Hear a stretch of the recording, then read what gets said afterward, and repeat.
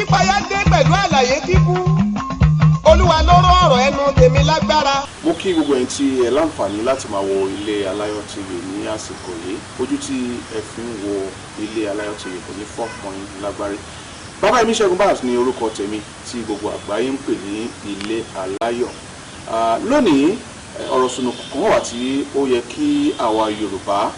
kí á tètè mọ bí a ṣe máa wò dáadáa. Bí bẹ́ẹ̀ kọ́ odò tí ò tó nǹkan á gbé òmùwẹ̀ lọ.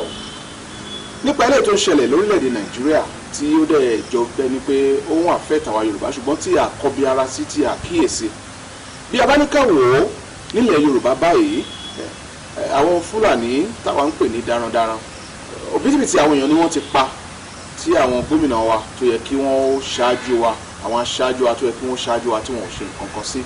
Eléyìí tó wá ń trend lọ́wọ́lọ́wọ́ tó ń ṣẹlẹ̀ báyìí ní àwọn tírélà tí ó ń kó àwọn àlùmọ́ńjèrè wọ ilẹ̀ Yorùbá wọ ilẹ̀ Ìgbò pàápàá jùlọ ilẹ̀ Yorùbá tiwa yìí kó tó di pé ọ̀rọ̀ eléyìí tí ó ń ṣẹlẹ̀ nípa coronavirus kó tó di pé ó ti bẹ̀rẹ̀ tó ń ṣẹlẹ̀ ní eléyìí tí ń wáyé àrùn yìí tó gba gbogbo àgbáyé kan yìí ló wá tú àṣírí yìí pàpà síbẹ̀ sí yẹtì náà bí ó ṣe le tó tí wọ́n sọ wípé kí àwọn èèyàn kí wọ́n máa wọ ibì kan kán máa káàkiri síbẹ̀síbẹ̀ àwọn àlùmọ́ńjèrè wọ́n máa ń wọlé Yorùbá. Kí ni ìdí tí wọ́n fi ń wọ ilẹ̀ Yorùbá lọ́pọ̀lọpọ̀ lójoojúmọ́ ní gbogbo ìgbà a ò dẹ̀ kọbi ara sí. Ohun tẹ́mi wọ̀n ni pé àwọn táwọn wò bí àlùmọ́ńjèrè yìí ó jọ pé wọn kì í ṣe àlùmọ́ńjèrè o ó lè jẹ́ wípé wọ́n múra ogun ní táwa ò mọ̀ àwa akàn dára nù akàn sọ́ra lẹ̀ àṣẹ nǹkan kan tiwa ó gba àmójútó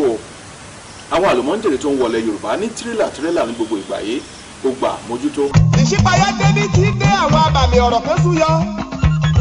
Ìṣípayá dé pẹ̀lú àlàyé kíkún. Olúwa ló rán ọ̀rọ̀ ẹnu tèmi lágbára.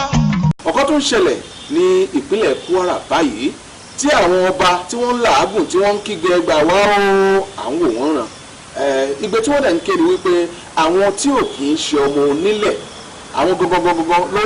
ló jẹ gàba lé wọn lórí báyìí gbogbo ẹ̀tọ́ tó yẹ kó jẹ́ tiwọn wọn ò jẹ́ kó jẹ́ tiwọn gbogbo ilé ìlú ẹ̀kẹ́ àwọn ọmọ Yorùbá pàápàá jùlọ ẹ̀yin àgbààgbà ilẹ̀ Yorùbá ẹ̀yin leaders wa ẹ̀yin aṣáájú akẹ́ mójútó jọ̀wọ́ dàbí kí ọmọ Yorùbá máa ṣẹrú ní ilẹ̀ Yorùbá gbogbo nǹkan wọ̀nyí ọ̀pọ̀lọpọ̀ nǹkan ló yẹ kí ẹ̀yin tí ẹ jẹ́ aṣáájú wa ẹ̀yin gómìnà ẹ má wo tówó tọjọ́ ọ̀la ní kẹ́ wò ẹ jẹ́ ká mójútó nǹkan tó ń ṣe Yorùbá lọ́wọ́lọ́wọ́ báyìí ó pọ̀ tí a ò mójútó tí àwọn àlùmọ́ńjèrè gan ló pọ̀ jù àwọn rò wọ́n gẹ́gẹ́ bí àlùmọ́ńjèrè láti ilẹ̀ north láti ilẹ̀ Haúsá lọ́hùn àmọ́dé ṣùgbọ́n bọ̀ tó wà ń bẹ̀ ni wípé ẹ jẹ́ ká wò dáadáa o ó lè jẹ́ kí wọ́n múra ogun ni ẹ jẹ́ ká jí gìrì àwọn ọmọ Yorùbá ẹ tún wọlé ètò tó ṣẹlẹ̀ ní ìpínlẹ̀ Kwara tá à ń sọ yìí tí àwọn ọmọ àjòjì tí wọ́n yan àwọn ọmọ onílẹ̀ jẹ tí ò dẹ̀ sí nǹkan tó fẹ́ ṣẹlẹ̀ àwa wò ní Ilé Aláyọ̀ TV gẹ́gẹ́ bí ara òpómúlérò ilẹ̀ Yorùbá wípé ó wá dáa bí a ṣe ń wò yìí ẹ̀yin ọba gbogbo ẹ̀yin ìjòyè gbogbo ẹ̀yin aṣáájú ilẹ̀ Yorùbá ẹ má jẹ́ ká wòran. Ìṣípayá dé ní tí dé àwọn abàmì ọ̀rọ̀ kan súyọ. Ìṣípayá dé pẹ̀lú àlàyé kíkún.